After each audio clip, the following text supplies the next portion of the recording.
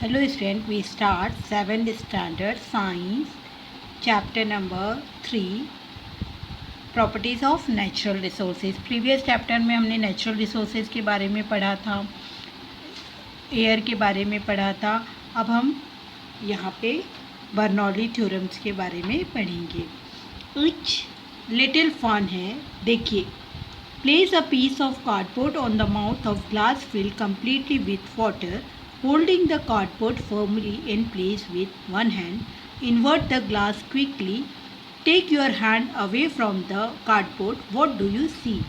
आप ये करके देखिएगा, आपको बहुत मज़ा आएगा। एक ग्लास फुल पानी से भरिएगा, उसके ऊपर कार्डबोर्ड रखिएगा और उसके बाद उस जो पूरे कार्डबोर्ड के सही साथ ही ग्लास को उल्टा कर दीजिएगा और थोड़ी देर बाद नीचे से आप अपने हाथ को हटा लेंगे तो भी वो कार्डबोर्ड उसमें चिपका रहता है। ये लिटिल फन है, आप करके देखिएगा, आपको बहुत मज़ा आएगा।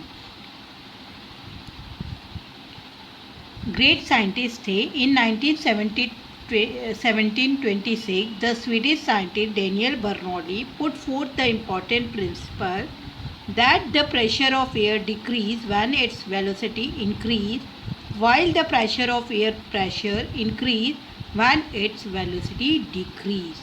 स्वीडिश के साइंटिस्ट थे बर्नौली, डैनियल बर्नौली। उन्होंने प्रिंसिपल दिया था, बर्नौली प्रिंसिपल के नाम से हम जाना जाता है वो, कि जब भी किसी भी की वेलोसिटी इंक्रीज़ होती है तो एयर प्रेशर डिक्रीज़ होता है और जब वेलोसिटी डिक्रीज़ होती है तो एयर प्रेशर इंक्रीज़ होता है।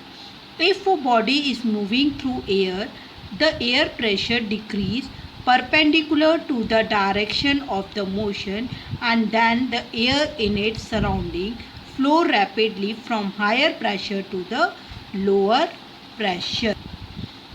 क्या होता है, जब कोई बॉडी कोई भी चीज़ एयर में मूव करती है तो जो एयर प्रेशर है वो डिक्रीज़ होता है मोशन के डायरेक्शन के परपेंडिकुलर में और जो एयर है वो सराउंडिंग में बहुत तेज़ी से चलने लगती है और किस डायरेक्शन में जाती है, कैसे जाती है, वो हायर प्रेशर से लोअर प्रेशर।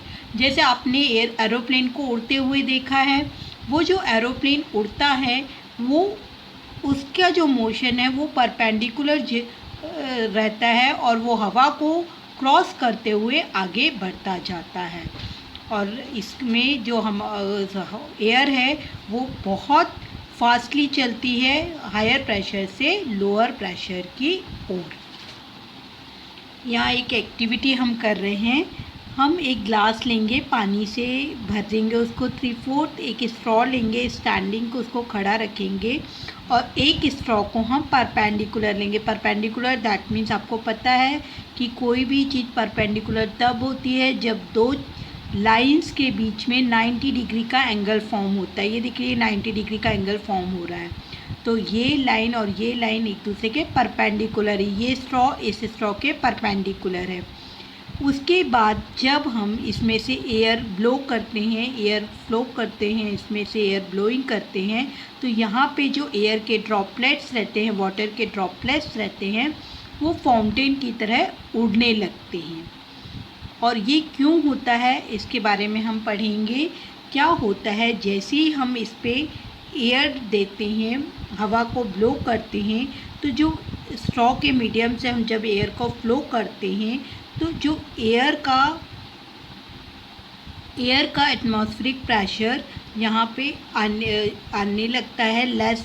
एयर का एटमॉस्फेरिक प्रेशर खाली स्पेस में भरने लगता है और इस तरह से वो जो एयर का प्रेशर यहाँ से पानी एयर प्रेशर के कारण जो वाटर है वो ऊपर की तरफ बढ़ने लगता है और ऊपर की तरफ बढ़ने पर जैसे यहाँ पे एयर का हम ब्लो देते हैं वो पानी वाटर ड्रॉपलेट्स हैं वो फाउंटेन की तरफ उड़ने लगते हैं और जितनी स्पीड में हम ये करते हैं उतनी ही स्पीड में ही फाउंटेन होने लगता है।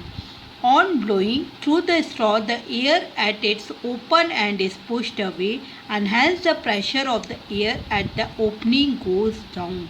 क्या होता है, जब हम इसको एयर को ओपन स्पेस में पुश करते हैं तो जो एयर है वो ओपन स्पेस में ओपनिंग साइड में डाउनवर्ड तरफ से जाती है और जो खाली स्पेस है उसमें वो फिलअप होने लगती है। As the pressure of the air near the upper end of the erect straw become less than atmospheric pressure.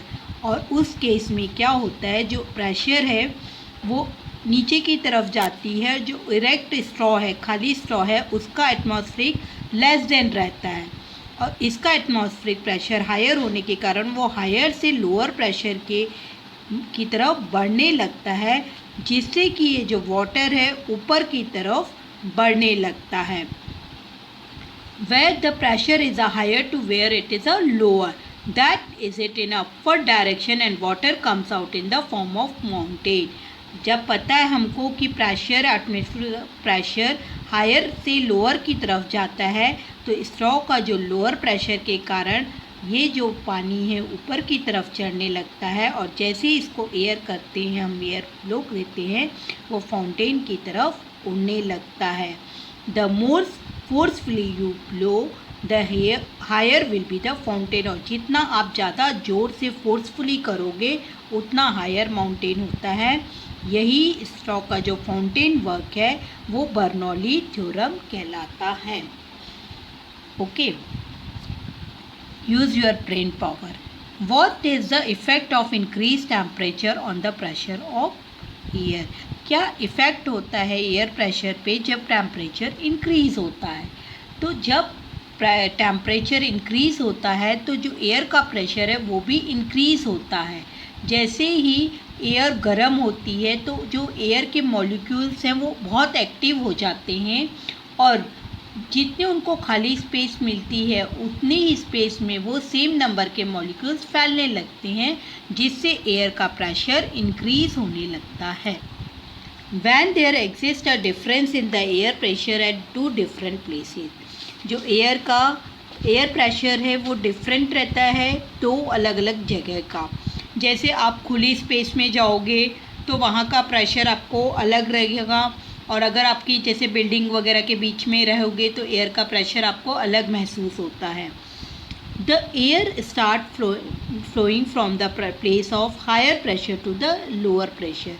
आपको ये बार बार बताया जा रहा है कि जो एयर का फ्लो है वो हमेशा हायर प्रेशर से लोअर प्रेशर की ओर जाता है और यही चीज़ है, यही फील कहलाता है ब्रीज और अ विंड ब्लोइंग। जब बहुत ज़्यादा खुली जगह है जहाँ पे एयर का प्रेशर है बहुत ज़्यादा है तो वहाँ बहुत ठंडी हवा चलती है और बहुत तेज़ी से हवा चलती है, जिसको हम क्या बोलते हैं, ब्रीज या wind blowing. Thus wind are an effect of the difference in air pressure. और जो ये विंड्स का इफ़ेक्ट है, कभी गर्म हवा चलना या कभी ठंडी हवा चलना, ये सब एयर प्रेशर के डिफरेंस के कारण ही होता है। अब हम एक एक्सपेरिमेंट करते हैं। एक ग्लास लेंगे, उसमें हम 3/4 आइस क्यूब डाल देंगे और उस आइस क्यूब में पूरा ये फिलअप कर देंगे। Take ice cube in a glass up to 3/4 of its height. Now observe what happen. हम देखते हैं कि इसकी जो ग्लास के इसमें वाटर ड्रॉपलेट्स आ जाते हैं। ये बहुत बार आप लोग ने घर में भी देखा होगा। Due to the ice cubes in the glass, the air surrounding the glass cool down. इस आइस की वजह से ये ग्लास भी एकदम कूल हो चुका है और इनके जो सराउंडिंग की एयर है वो भी कूल हो जाती है, जिसके कारण वाटर वेपर को वो होल्ड नहीं कर पाती और वाटर वेपर किसमें ड्रॉपलेट्स के फॉर्म में कंडेंस हो जाती है और वाटर ड्रॉपलेट्स में वो जम जाती है, वाटर के सरफेस पे वो कलेक्ट हो जाती है। Okay, the level of humidity is different in different place. Similarly, the humidity level also change from time to time during the period of a single day. जो ह्यूमिडिटी का level है, humidity means नमी, जो कि moist रहती है हवा में, उसको बोलते हैं ह्यूमिडिटी। ये हर जगह की, हर प्लेस की डिफरेंट रहती है और ऐसा भी होता है कि एक ही दिन में हर टाइम पे ये चेंज भी होती रहती है। जैसे आफ्टरनून के समय अगर बहुत तेज़ धूप है और इवनिंग में एकदम से बारिश आ जाती है तो जो विंड का ह्यूमिडिटी है वो चेंज हो जाता है। The level of humidity of the air is determined by its capacity to hold water vapour. जो एयर की ह्यूमिडिटी लेवल है वो वाटर वेपर की होल्ड कैपेसिटी पर डिपेंड करती है। जैसे ड्यूरिंग द नाइट और at dawn when the temperature of air is low. जब रात के समय एयर का टेम्परेचर एकदम लो हो जाता है, बहुत ठंडापन आ जाता है, उस कंडीशन में its capacity to hold the vapour is less. Air की जो वाटर वेपर की होल्ड करने की कैपेसिटी है वो बहुत कम हो जाती है। At such time the excess vapour is transferred into water droplet. और उस समय में जो एक्सेस वेपर है, बची हुई जो वेपर है, वो वाटर ड्रॉपलेट में ट्रांसफ़र हो जाती है और जिसे हम क्या बोलते हैं, ड्यू, और हिंदी में उसको हम क्या बोलते हैं, ओस। और ये चीज़ आप लोग ने ठंड के दिनों में मॉर्निंग के समय आराम से लीव्स वगैरह के ऊपर देख ले सकते हैं।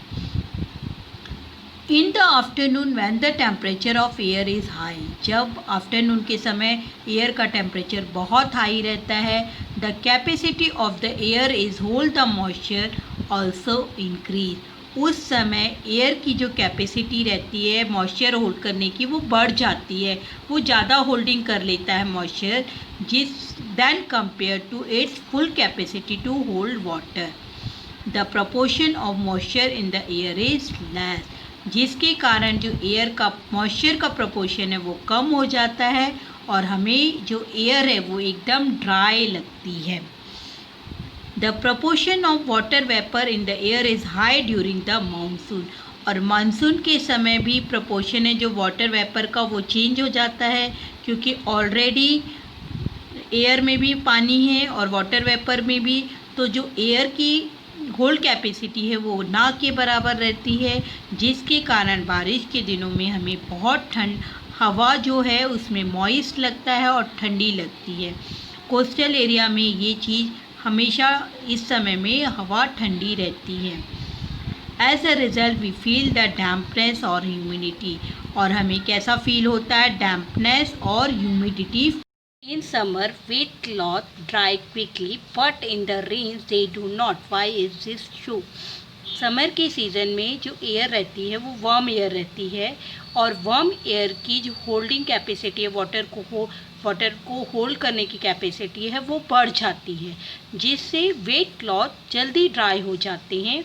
But in the rainy season जो कि एयर हमारी मॉइस्ट रहती है, मॉइस्ट रहने के कारण उसकी जो कैपेसिटी है, होल्डिंग कैपेसिटी वाटर वेपर को, वो कम हो जाती है, जिससे रेनी सीज़न में कपड़े इजीली नहीं सूख पाते हैं। आज का यह पार्ट हम यहीं ख़त्म करते हैं। नेक्स्ट पार्ट में हम scattering of light, temperature regulation के बारे में पढ़ेंगे। Okay, thank you.